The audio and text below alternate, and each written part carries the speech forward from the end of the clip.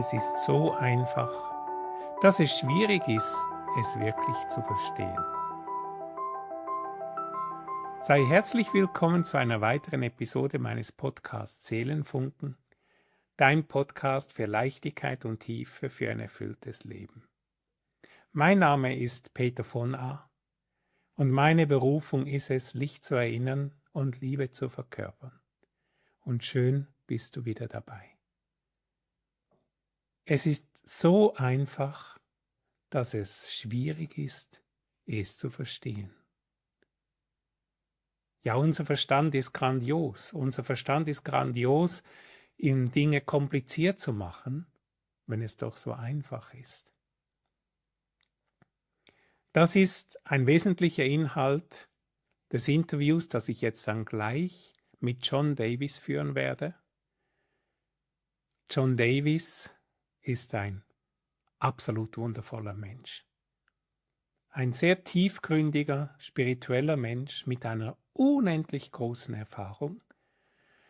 Und ich freue mich heute, dieses Interview auf Englisch führen zu dürfen und dich mit auf die Reise zu nehmen. John Davis kenne ich schon seit einigen Jahren und wir hatten schon verschiedene Gespräche. Und was mich bei John unglaublich fasziniert ist, dass er vor über 2000 Jahren, dass sein Seelenfunken mit Joshua, mit Jesus unterwegs war.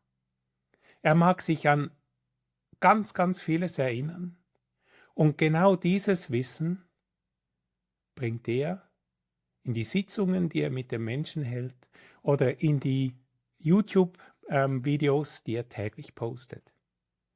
Und da mag ich dich jetzt mitnehmen.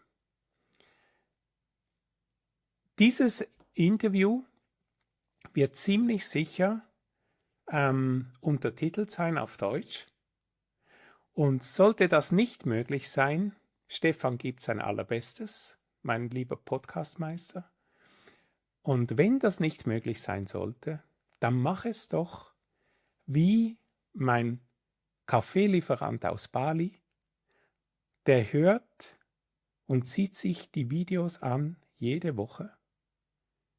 Und er versteht aber kein Wort Deutsch. Doch was er sagt ist, ich liebe es, die Stille wahrzunehmen und die Schwingung von dir wahrzunehmen.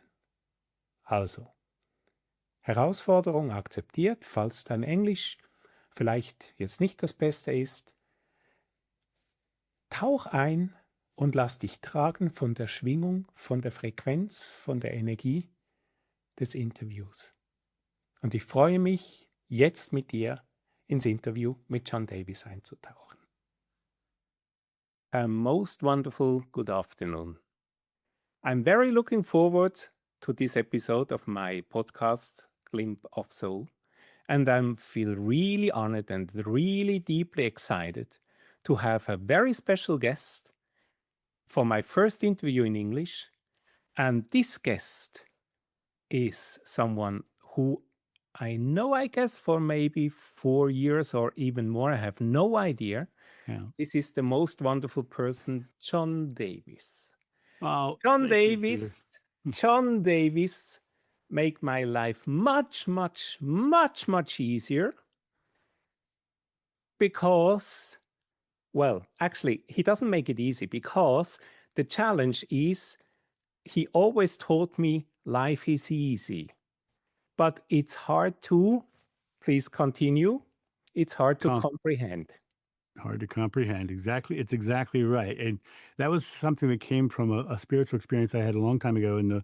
Under hypnosis, I literally said, it's so simple. We have a hard time comprehending it. And thank you for being here today, John. It's really a huge and great honor. And I guess my community, they don't know you yet, but they will definitely know you after. Oh, well, I appreciate that, Peter. I think of you as a friend, and I enjoy our time together immensely. And I'm so glad that we can now share this friendship with your audience. Yeah, that's fantastic. Who is John? Who is John Davis? Oh, you're opening a can of worms, my friend. You are opening a can of worms. I am raised in a big Catholic family, a total of 7 children, and I had a rough childhood.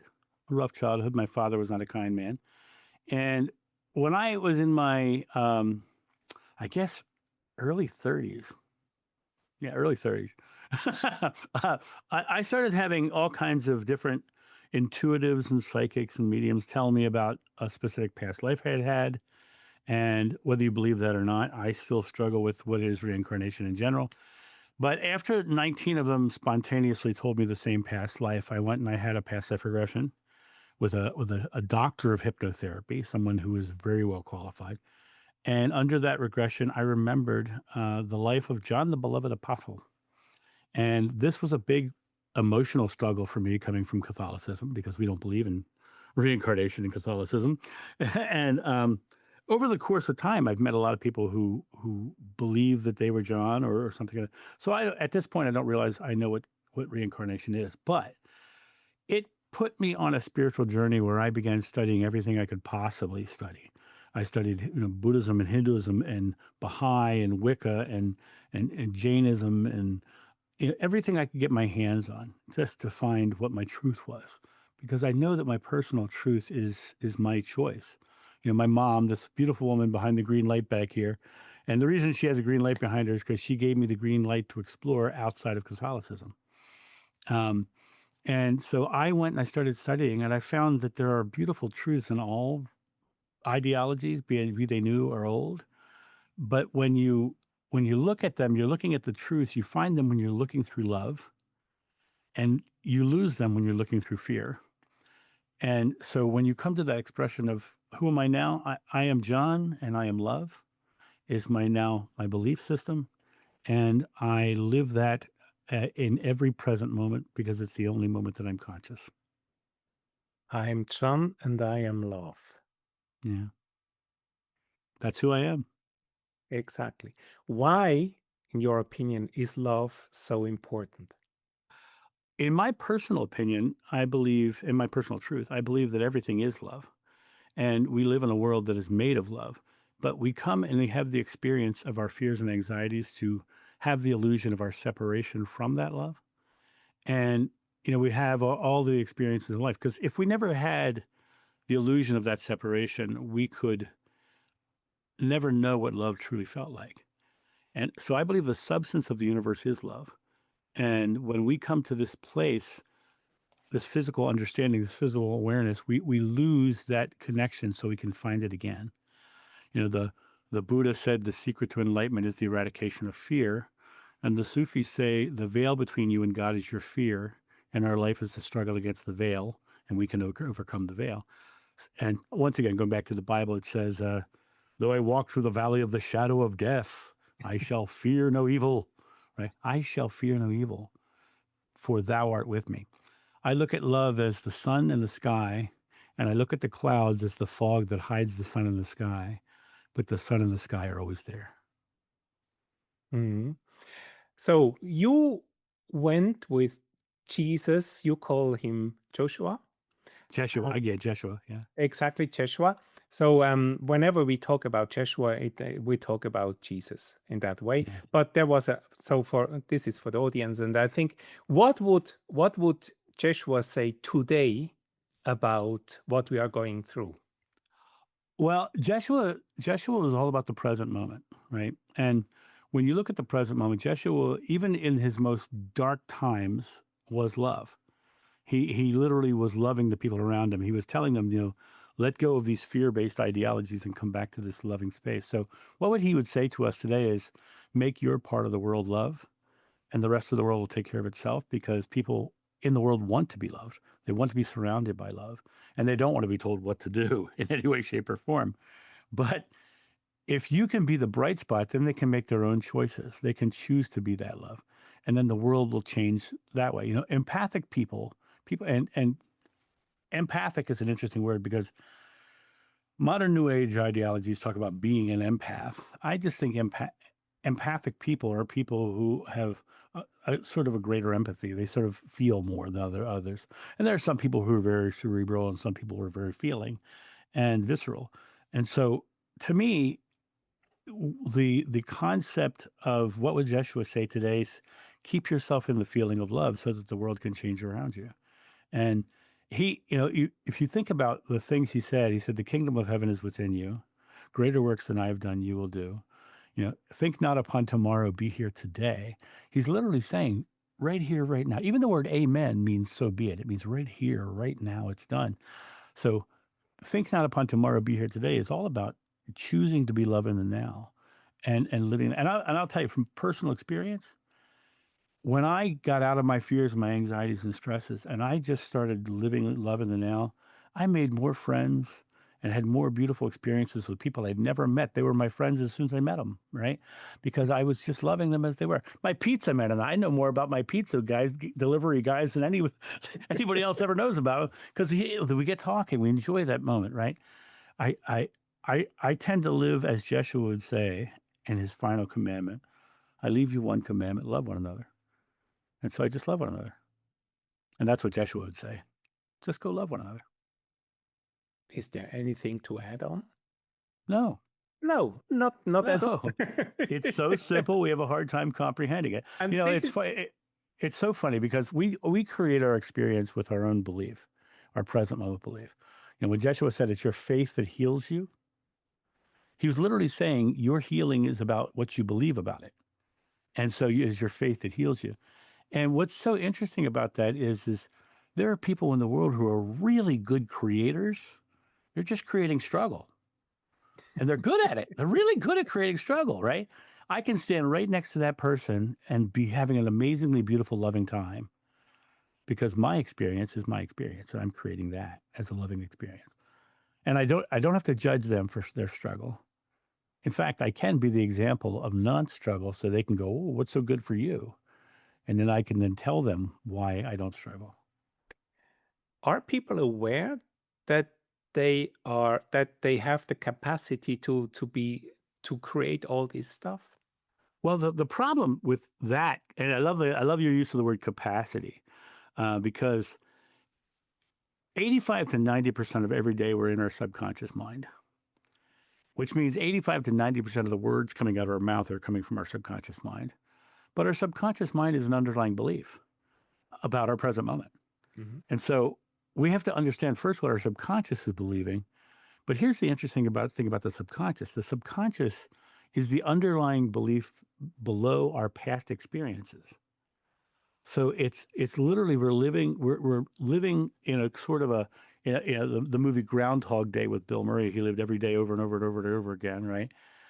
They're living the same day over and over again because they are subjecting themselves to the beliefs of the past. Well, right in the Bible, it says you must be born again, or you must become as a child to enter the kingdom of heaven. And both of these beliefs say you have to shut down that past experience because the child has no past, and being born again means you're a child again and you have no past. So it comes down to breaking free of that subconscious belief. But that subconscious mind is created in each present moment. So it's a matter of getting very present, very fearless, and very conscious in choosing what's happening, as opposed to believing things are happening because of the past experience. Your future will be exactly what you believe it is because the future is substance waiting for your belief. And the past is just a collection of present moment memories that you can't change back there. But you only live in the conscious present moment. And when you rend control of the conscious, well, not rend, but when you take control of the conscious present moment and say, I am creating something new and I step into my divinity, then your life changes because now what's happening is that present moment belief is creating a ripple in behind you. And those become your subconscious beliefs. And the other thing is that the subconscious mind is a habitual mind. And in being an habitual mind, we can change the habit. But science is very clear that somewhere between 21 and 60 days of repetitive action creates habit. So we have to stay focused in our present moment for a minimum of 3 weeks to even get started to change our experience. But once we start and we start to see it changing, our beliefs change. And when our beliefs change, we start to grow faster because now we're just totally in the space of I am creating. And next thing you know, everything changed. And what did Moses say God's name was? I am that I am. The result is what I'm being in the present moment. It's always about the present moment, right? It's not Always. about who I was or who I will be. It's all about I am. And Exactly. and you know, when I'm listening to you, I'm very curious about how would our planet look like if human beings would be aware that we are so amazing creators, Yeah. that we would have this power. Yeah, John Lennon sang about it, the song Imagine. Imagine there's no heaven, imagine there's a religion. I am right here in the now is really what he's talking about. You know, letting go of the doctrines, the dogmas, the ideologies, even the simple beliefs of our own experience, and coming back and going, I am directing this experience into a beautiful world, a beautiful expression. And you know what's interesting is that we live in a collective consciousness, and and the world has been turning towards a more beautiful world for decades. And people don't realize that because they see the stimulus of the world, you know, reacting around us. And we look at the news, and the news is only focuses on the negative because that's what sells, that's what gets ratings. But you know, my child, he's now 22 years old, and from the time he was a little kid, he wasn't racist, he wasn't homophobic, he wasn't xenophobic, he had no phobias, and he wasn't gender biased, you know. And all of his classmates are the same. They're exactly the same. The next generation is far more beautiful because and why is that? Well, the universe consciousness is like a giant cargo ship full of ideas and thoughts and ideas. And when you turn the wheel of a cargo ship, it takes miles for the bow to come around. And they are the proof that the bow is coming around. And you know, old guys like me who remember the Wild West, not really, but yeah, right. Well, we remember how tough things were in the 60s, 70s, and how things were very different. And we look at it now, we see this eruption of people trying to limit peoples and subjugate people and throw fear. But when Socrates said, "When the debate is lost, slander becomes the tool of the loser," he's talking about now. Mm, Because if you think about what slander is, it's name calling. You know, mm. that's all that's happening right now is we're hearing a bunch of name calling and but the people who are living loving lives aren't standing for it. And there's more of us than there are of them. Well, again, how would our world look like if we would all be aware that we have this amazing power in us? Yeah. The world would change in such a dramatic way. I mean, every aspect of our life would be easier. We would be, you know, helping each other. We see that person in need, we would break them free of the need and bring them to where we are, which is what we were just talking about. Bring if all of us came to that place. And once that happens and we all come to that place, we've now reached a place where we can truly bring the kingdom of heaven to earth. We can truly have nirvana in the now, in the physical, right? Because the physical is just a representation of our own belief. And the more people who believe that way, the world will change into that Mm, direction. And we will bring the kingdom of heaven to earth. Well, what is the kingdom of heaven? It's love. exactly. Why do you think are we not aware, or are many people not aware about the power they actually have? Well, they're subjugated to belief systems from an early age. You know, if a religious family, they're subjugated to the doctrines and dogmas of an ideology of religion. You know, the Catholic faith gives children original sin. So before they can even think they're bad, right? You know, they're already wrong. They're already in trouble, right? And that ideology has been slowly disappearing. And what I find really interesting is that we subjugate ourselves simply because as children we're given belief. You know, myself, my father was not a kind man, as I said, he's an alcoholic abuser, and I I was the subject of that attack. I was of our seven kids, I was the one who he didn't like. But you know, it's so interesting having come into this experience with those beliefs that I wasn't worthy, that I was deserving of what I was getting, right? And it came to the point where I realized that number one, we're all one. We're all in this oneness of God together. Mm, God consciousness, yada yada. I call it God because Mom was Catholic, but um, in this expression of oneness, my father, why would he act so fearfully and harm another? mhm, Well, it's because his father was an alcoholic mhm, abuser, mhm. and so he was handing that down. So I could look at this expression as a subjugation to his ideas about me, or I can choose to be present and release those ideas. Exactly. And my son is 22 years old. He's never had a hand laid on him. He tells me he loves me every day. I tell him I love him every day. He's probably my best friend. We are just very close. Mm, And I think it comes down to the beliefs that we're given, be they from ideologies or from experience. They were the experiences that we believed because it was the only experience we had. And to be here is to be able to go, okay, I am now choosing the new experience. I am putting the past down and I am coming to my present and I am directing it.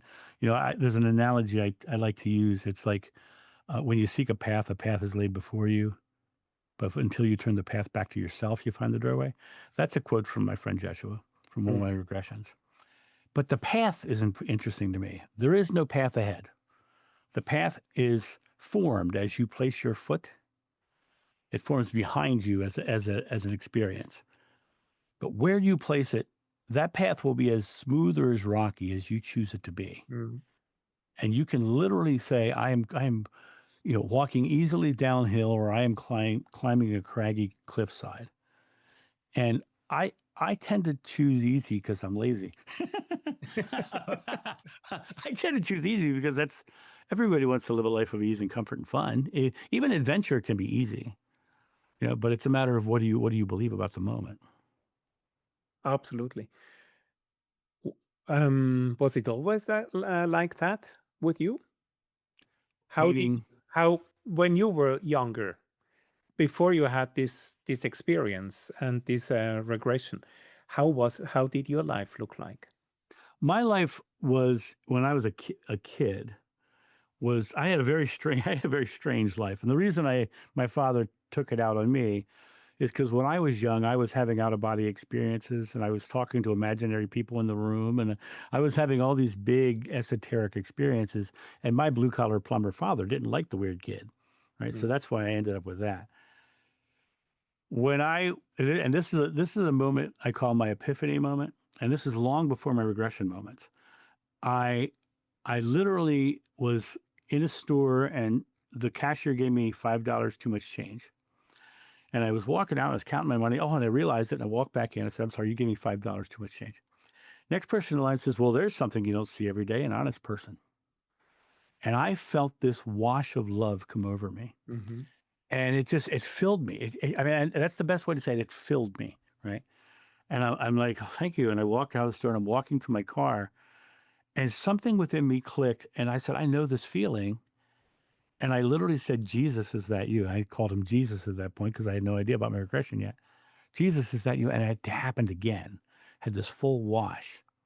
Now, the day before that happened, because of my experience with my father, I was trying to get my father's approval. And my father was a racist, homophobic. Mm, And I was becoming one. I was literally saying horrific things to people and doing terrible things. mm. When I felt the purity of love in that moment, in that parking lot, I was no longer racist. I was no longer homophobic. I had none of those fear-based biases anymore. And I realized that everything's one. And then that was a struggle because I was like I had no foundation for what I was experiencing, and I didn't feel like I could talk to my mom who had her master's degree in liturgy about what I was experiencing. So I just didn't. And it wasn't until my regression where I really started doing all the studies that I've done. So Isn't that that fantastic sorry for interrupting you. Isn't uh, that fantastic just to be aware with that epiphany moment how everything has changed in your environment? everything. And there's a quote in the Bible that says, "Perfect love drives out fear." And for me, that's what happened when I was 19 years old. I had all these fears of not, the hierarchies and putting people in their place to feel powerful. That's just the fear of not being powerful, right? And what happened was I, in that moment, lost the fear, and I had the expression of fear washed from my life. Exactly. But what I mean is, you are also the generation of slide projectors, right? Mm. Yeah. Say that again. Yes, am I the of the? Yes, I am. Exactly. So actually, what Are you happened is, saying I'm old, Peter? Are you saying I'm old? no, no, no, no, no, no, no. I'm teasing. As we know, we are almost we have almost the same age, right? And Uh-huh. but the thing is, the slide. The thing is, we have to be aware which slide we are radiating actually, and Mm. because that's what we are experiencing in the outside. Yeah. And you have changed that slide at that moment, At and that moment. everything has changed. Yeah. Yeah. You know, they talk about putting on your rose-colored glasses and whatever. To me, it was taking off the fog-colored glasses. I Mhm. suddenly took off all the fears and the anxieties. The analogy I like to use about the world is, and I said this earlier with the sun, but this is actually a better analogy. Imagine if you're living in a world that is the consistency of just pure love, and it's white, and you're in this room of pure love, and there's a fog that gets thick and you can't see it, and there's a fog that gets thin and you can't see it, and you're looking at why, well, this is so, sometimes I feel great, sometimes I don't. Mm. And everything changes when you realize that your hand is on the knob of the fog machine. Exactly. Right. Suddenly you're Uh, like, oh, hey, crap, I could do that myself, right? And so it comes down to that idea that the power is always yours. It always has been. It always will be. It's just a matter of what are you doing with it. Absolutely. So imagine we have some people who are watching this YouTube video for the first time. They had no idea before. What would their first steps be just to become aware? Hi, I love that. I love that question because it's so simple they don't realize it. You know, in Star Wars, I'm going to bring up one of the greatest and most wisest people that ever lived, Yoda. Yoda said, "Named must your fears be before banish them you can." Mhm. Named must your fears be before banish them you can. You have to identify, but in the naming of it, there's a feeling. And in that feeling is what's known as the primal fight or flight response. And what happens is whenever we have any fear, good, big, small, tiny, whatever, any fear, we start to store air in our lungs so that we can either run or fight, right? So we're now storing air, so we have reserve. So the number one thing you can do to start getting present is exhale. Just let the air out and come back. And then before you think anything, before the chatter of the mind comes in from your experience, just exhale and feel how good that feels. And then realize God and love speaks to you in feelings, not thinkings. And when you come back to the place of feeling that love, feeling that natural state when you let all the fear out in that exhale, you start to realize that you are that love. You are that expression.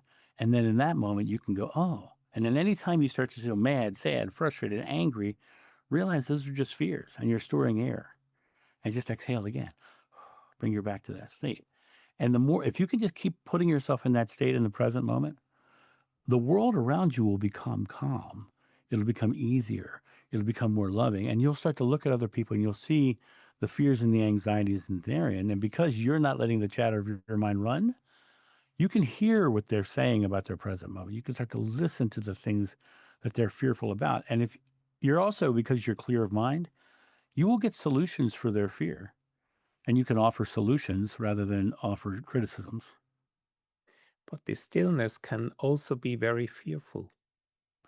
Only if you choose it to be, my friend. Only I if you know, choose I it know. to be. I know, but I think this is something, it might be pretty frightening when it becomes very peaceful. Yeah, Shit, what should I have to do now? yeah, yeah. But what does the Bible say? The Bible says, "Be still and know that I am God." Well, I am and God is the statement. Be still and know that you are God. Know that you are the creator. And in that stillness, we have responsibility because now we're the creator of our experience. I didn't create that terrible thing in my life. Well, what did you believe? Well, I believe things are terrible in the world. Great. So they don't take responsibility for choosing something better.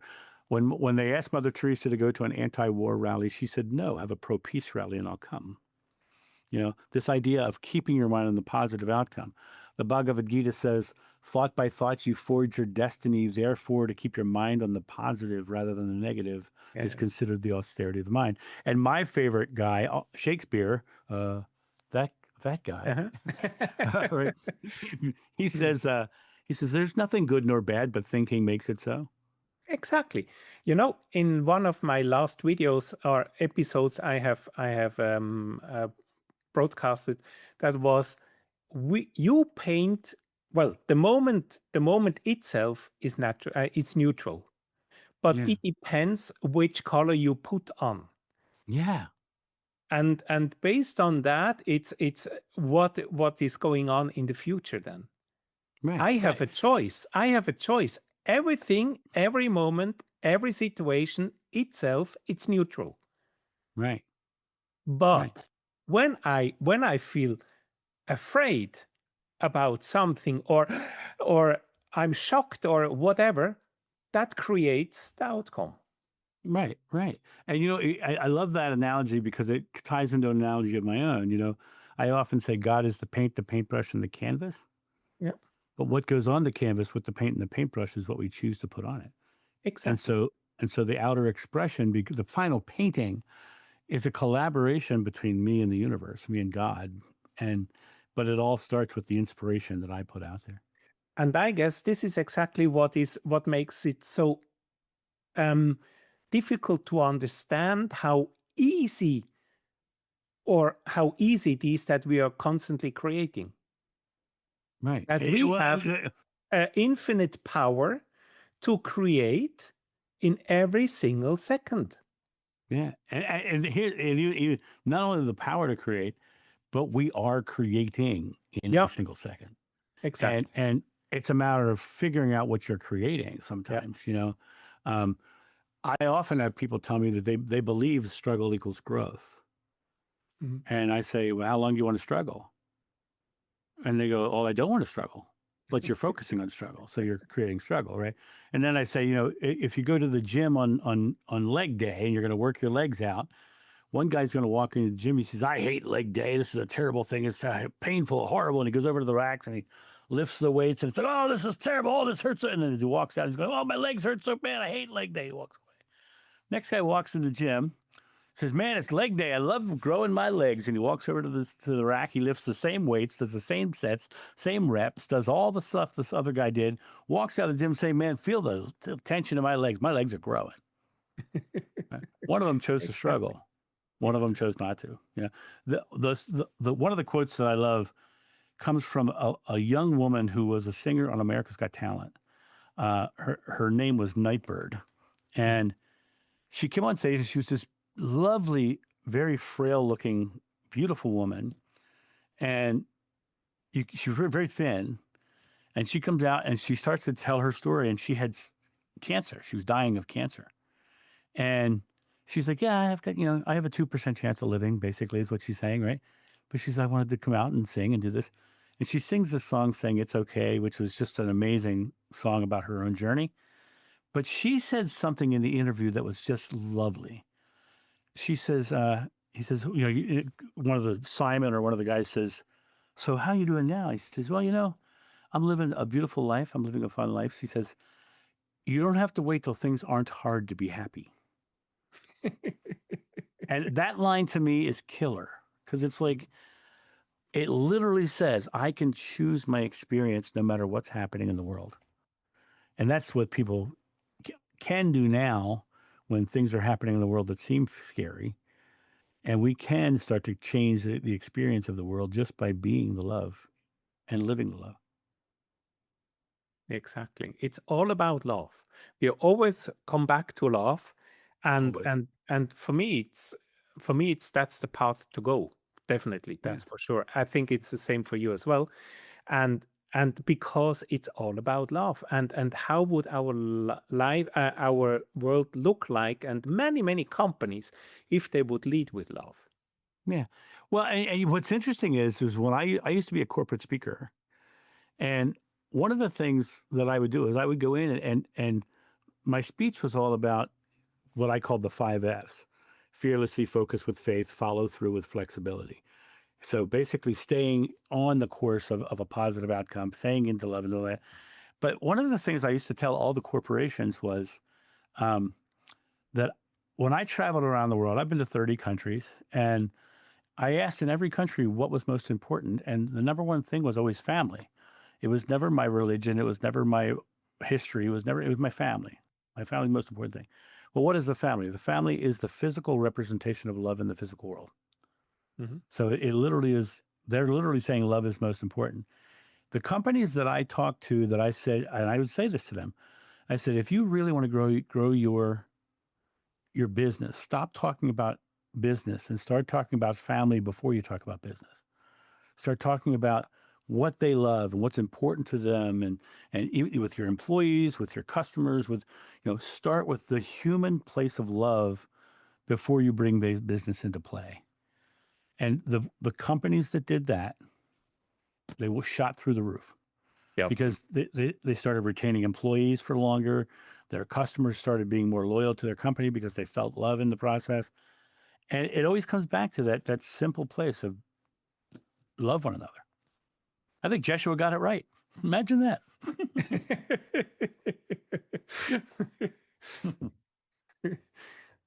Well, what else? What else? Love one another. There's nothing else.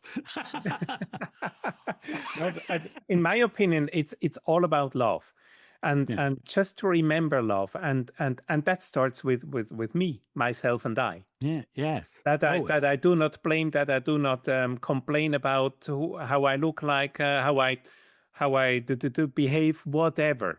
I think it Yeah. starts in me. I can never expect that we are experiencing peace in the outside, as long as I'm fighting against myself, as long as I fight in my relationship, as long as whatever. I think Yeah. everything starts in me. Yeah. And each person is in the eye of their own storm. And the storm is swirling around them. And this is all the experiences and stimulus of life that's around them. And the way you calm that storm is to calm the eye, is to be at the center calm and let it dissipate around you. And that's what creates the calm skies and the beautiful seas, and is by going back, as you said, going back to myself. You know, Absolutely. as I said earlier, when you seek a path is laid before you, but until you turn it back to yourself, you'll never find the doorway. You'll always be seeking without. And modern new age gurus and teachers, they'll all tell you you have to follow their way. Old religions will tell you you have to follow their way. But spirituality is a personal journey. It's about finding that place within. And the more you strip away, that's the meaning of enlightenment. People think it means light shows and giant big experiences. In reality, it means I've come down to a place where I'm unburdened by anything else. I'm lighter. I'm enlightened. Exactly. So I always told my clients, I don't really want to meet you very often. The thing is, I just want to guide you for a certain period of time, and Yeah. then you walk alone. Because I love to support them and to guide them to enlighten their light, their inner light, and then they don't need me any longer. Yeah, and And I Peter, think, I love that about you and your work because it aligns very much with my work. I do private sessions, but when my greatest joy in life is opening up my email and getting an email from somebody who took that private session and changed their life, right? Mhm, And I have a woman who is a very good friend of mine now, Jenny Brown. When I met her, she was in a bad job with bad employers, being treated poorly, making no money, but she wanted to go teach yoga on the beach in Florida and live in Florida. And Jenny Brown lives in Florida teaching yoga on the beach right now. She literally changed her entire experience and changed her life into mm. exactly what she wanted. But she had to change her belief about it first. Yeah, absolutely. First of all, I'm my own creator. Hmm. With all my thought, conscious or unconscious, subconscious thoughts, the more I become my own observer, Right. the more I Exactly. have a free choice. Yeah. Do I And you want to have, step into the old pattern, or right. do I let it I, happen. I love the fact that you went to the observer because you have to observe what you believe before you can change Absolutely. it. You've got to figure out what those beliefs are. And the more you strip away of beliefs of limitations and parameters, you start to realize you can fly and you can do anything. It's like I call it being living in a velvet cage. You know, we put these parameters around ourselves. We get very comfortable in our cages because of the velvet, but that velvet is the fact that we know how to manage this set of fears. But we can literally open the door and fly Hey, and realize we can do anything anywhere.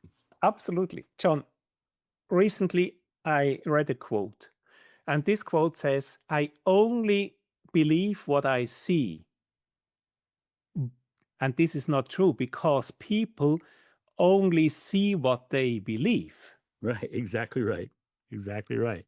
And And this is, go it's ahead. life changing. It's life changing when you realize that because the idea, you know, I walked into a restaurant with a guy one time and he said he hated the place and I loved the place. And at the same table, he had a surly waitress and I had a beautiful waitress. He had a terrible meal. I had a wonderful meal, right? And we were at the same table having the experience.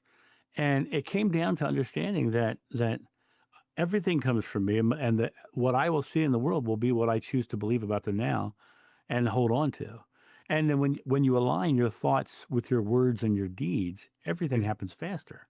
yeah, You know, absolutely. in the Bible, the mom comes to Jeshua and says, "Hey, they're out of wine." He goes, "Mom, come on, it's not time yet, right?"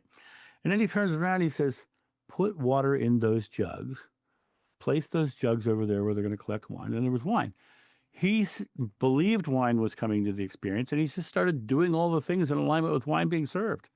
Right? He started putting his thoughts, words, and deeds in alignment with his belief. And next thing you know, his entire experience of wine changed. Little do we know, he was a wino. So I'm I sorry. guess we have a little bit to do to make people even more aware about that, Yeah. Well, right? and you know what? We can get into the idea that it's a mission to save others, or we can choose to make our part of the world so bright and let them choose to save themselves. Yeah, absolutely. And that's the faster way to get the job done. You know, you are an amazing role model for me. Oh, you. And what I love is, by the way, for all people who are watching this video at the moment, Expanding Spirit is John's channel. YouTube channel, and he's posting, I guess, from Monday to Friday, every single day, a fantastic, outstanding video. And I definitely love them. I definitely love them so much because as he keeps things simple, and that's what it really is all about. We thought it has to be complicated. We have to study this. We have to but actually you are making everything much, much easier because you show a very simple, easy way of life only when I allow myself to have an easy life. Peter, I thank you for that. I'm honored that you would say that. You actually gave me goosebumps. So Well, for saying it, and it must be true. it must be true. But you know what? For me, one of the things that made life so much easier was measuring everything against simplicity. When something comes up that seems too complex, and my brow starts to furrow, is what's that mean? Yeah, that's not for me. You know, I can just simply be love, and I am John, and I am love. And when I put myself into that state, what happens is the world around me drastically changes.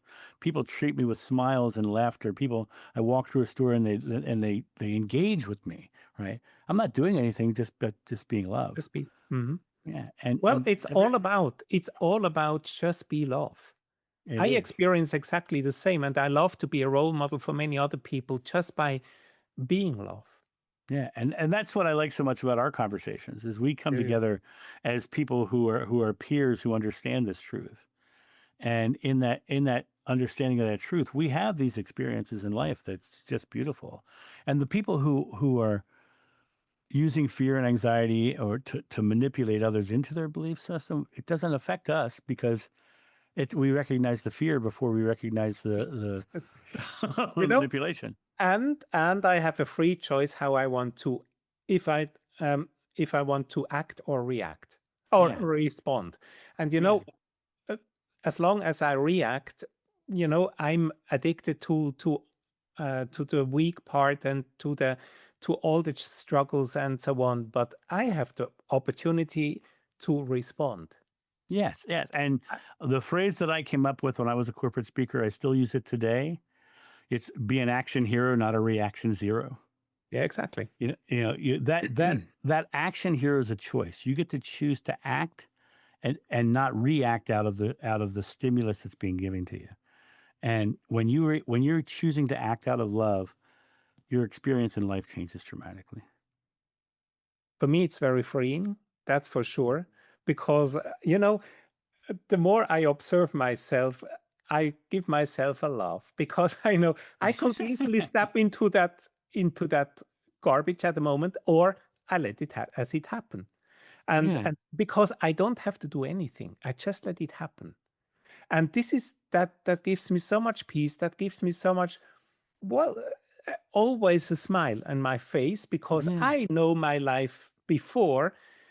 I thought I have to react. I have to, John, what do you think? Do like this. It doesn't make sense. Doesn't It make doesn't. sense. I don't have to respond. I don't have to react at all. And I would say in those moments, especially, exhale. And Bec- and the funny Shut off thing the is, fear. I think I don't know if I have shared that with you in one of our sessions before. I recently had a conversation with someone, and he was, in the beginning he was angry about, I don't know, about the day, what happened with him. And then I was so in silence, I was so much in peace, and then he started, because I did not react in his expected way.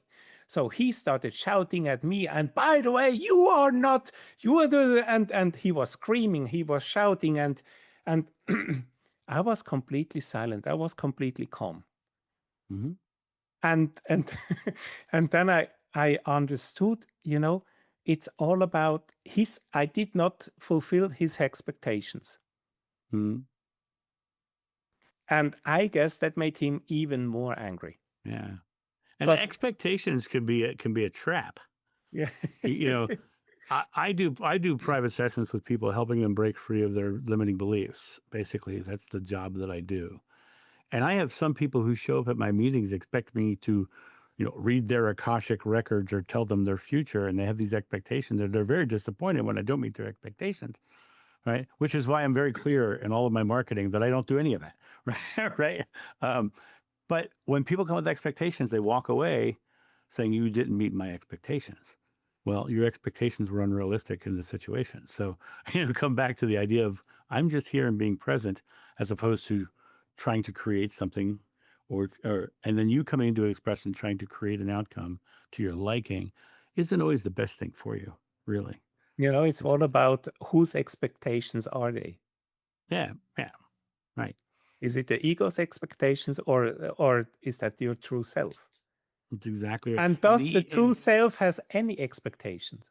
right, right. And when you're in the ego mind is always about threat assessment. It's about what's going to harm the individual. And so the ego mind is kind of a product of fear. Absolutely. So we're looking at it from the product of fear, and we're like, okay, so they come at me angry, mad, frustrated, losing their expectations or whatever. And I just, before I do anything, I exhale and I just listen.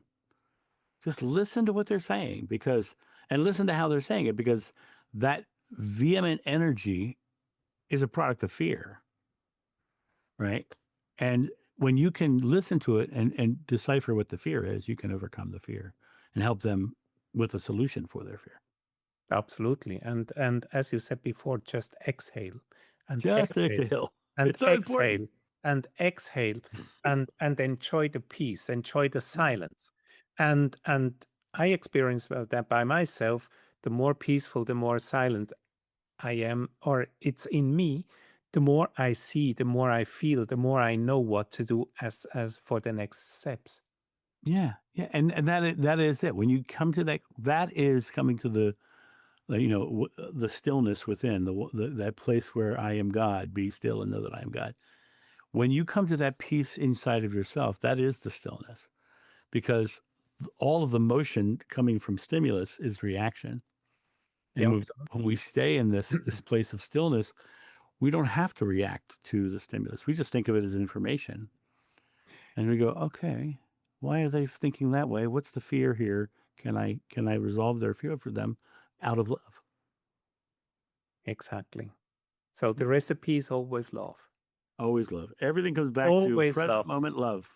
And Present moment love. I love to come. I exactly. And what I love for me personally is dive into that stillness. And sometimes I have this feeling of not even know not who I am, what I am. Right. Pure consciousness. And pure consciousness is ease. Yes.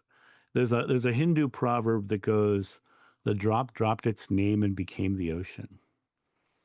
You drop the identity of self. You drop the expression that you're not connected to everything, and suddenly you're in that greater conscious. Itzhak Bentov, Intak. So, I had to hang up on him. Intak Bentaz was an amazing scientist studying consciousness, and he died, and his wife picked up his work and carried it forward. And what was interesting is he talked about consciousness in a really interesting way. He says consciousness is levels of awareness, and on the ego plane, we are individual, and we're only aware of our individual self. But the more we open up to people and become more aware, we start to finish each other's sentences. We start to have this awareness that we're really connected to this other person. And the more we expand that consciousness further, we start to realize that we're picking that up from everybody. And then we drop the name and we become the ocean because now we're part of this oneness Exactly. expression. And to me, it's wonderful. In Christianity, there's something called the Trinity. And though it's not in the Bible, it's a third century edition. Um, I kind of like it because it's like the Father, the Son, the Holy Spirit. Father being the God consciousness, the ocean. The Son being the drop, and the Holy Spirit is that higher self, that person within you that's aware of its divinity and aware of its individual self. And that's where your intuition comes from and all that stuff. So to me, I look at it as levels of awareness. And then you go back to that quote I said earlier, though I walk through the valley of the shadow of death, I shall fear no evil, right? I'm dropping down into a valley, a lower level of awareness, where there's this illusion that I may die because life is eternal, the Mhm. shadow of death, right? Not the valley of death, but the shadow of it. I shall fear no evil, for thou art with me. So I'm coming down into the physical world and creating the consciousness of the top of the mountain in the bottom of the valley. Mhm. And so when you look at it from that perspective, you're really truly being able to bring the kingdom of heaven to earth, bringing love into the fear place. Yeah, it's, I love this state of being because it everything is, and there is no desire Right. just to Right. be, just to be. There is no desire. I don't want to have a beer. I don't want to have this. I don't want. It's so much full. Well, maybe that's not the perfect word. It's so fulfillment. Yeah, absolutely. And the less, if Buddha would talk about releasing attachment. You know, I I started releasing attachment to needing to have a really tasty meal. Mhm. And I enjoy tasty meals. They're lovely. I love them occasionally. But the need for it would make me overindulge in it. The attachment to that needing that experience.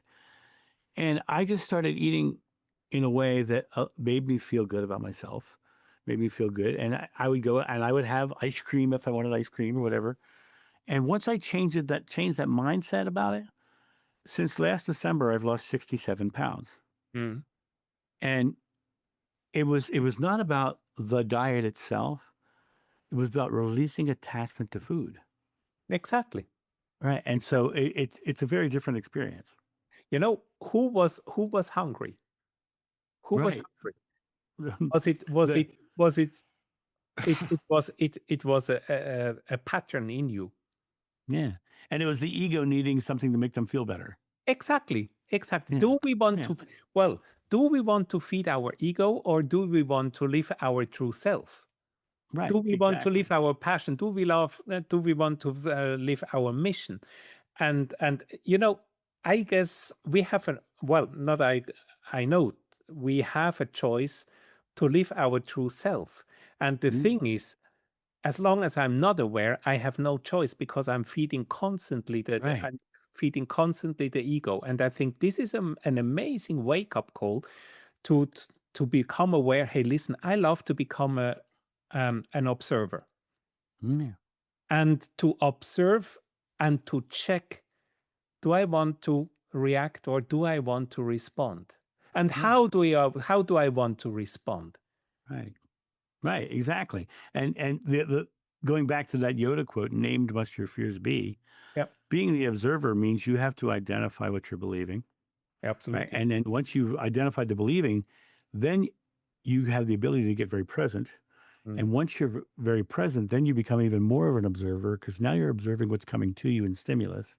yep. And then once it comes to the stimulus, you can come from that place of that stillness and that exhale, and your responses will become normal to just respond with silence because you'll be listening before you speak, and you'll be expressing love before there's a fear response, which is really amazing. So fear, anxiety, jealousy, what you can name it, anger, it's it's the illusion of absence of love. The illusion of love's absence, and you just gave a list. Fear, anxiety, jealousy. I would say all of them are fear. Yeah, absolutely. They're just different Absolutely. labels of fear, right? So It's it I look at the love and fear thing, but some people think of it as this or that. I think of it as a sliding scale. You've got love here, you've got fear here, and right here in the middle is neutral, and right here's annoyed, and right here's amused, Mhm. and it just gets bigger and bigger and broader, and the louder and the screamer, it's just more and more love or more and more fear. And it always comes back to keeping yourself consciously on the love side of that scale, be it Absolutely. amused or just ecstatic love. Either way, Mhm. It's our choice. our choice always has been, always will be. Amen. Amen. Amen. What that means, that means so be it. It means right here, So right now, be it's it. done. Exactly. Yeah. Yeah. John, please help me. So, I have mentioned your YouTube channel, Expanding Spirit. Where do they find you in the internet? Well, right now you're going to find me at Expanding Spirit on YouTube. You're also going to find me on the Recovering Catholic on YouTube. I have a website right now that's John of New that will soon be pointing to a new website called Expanding Spirit. It is already being built and it's already in the process. But right now, if you go to www.johnofnew.com, it's going to take you to whichever site is set up to take you to at this point. Okay. But Mhm. John of New will point to Expanding Spirit, and eventually it Because will be Expanding Spirit. I will write it down underneath. Oh, great, awesome, Huh? perfect, perfect. So, is there anything else we have to know at the moment? I think we've kind of covered the simplicity of love in Exactly. its fullest. While we were talking, John, I would love to have you in another interview because we could easily Anytime, talk for hours, I guess. anytime, Peter. You know But I you're my think, friend, and I'm there for you. and for me, it's like to let people digest what we have talked. Otherwise, we could easily overload the cage. Oh, I think. absolutely. And for those of you who are watching this, watch this many times because a lot of things were said in here that you may have missed in the conversation. So go back and listen again because you're going to hear those little tidbits that are going to make you go, oh, and realize when you hear something that makes you go, oh, you're naturally exhaling. You're actually hearing a truth of yourself for yourself. Exactly. And it's not only about the words, is as you mentioned before, God is talking to you with in feelings and Yeah. emotions. Yeah. And whenever I watch a video from you, for example, or when I want to get the content, I always be aware of the feelings and the emotions because Yeah. this is all about to comprehend about the content. I love it. I love it. So Thank you for promoting it too, Peter, because my goal in life is to affect as many people in the world with their own empowerment so that same. they can come and find their own divinity within themselves and I'm not in this for the money. I'm in this for the changing of the world, and we do that one person at a time. And that person is always you, the one who's you're starting, who's listening. Absolutely. Thank you so, so much for having you here, John. I'm already looking forward for the next interview with you. Well, Peter, we will have fun with And we that. will We will have see. fun. So thank you so much. And Thank you, and thanks to you, the audience, for supporting Peter and his loving work, because it's important work that's being done, and I appreciate you being there for him. And if you could just continue that love for him, you've done something for me too. So thank you. thank you so much.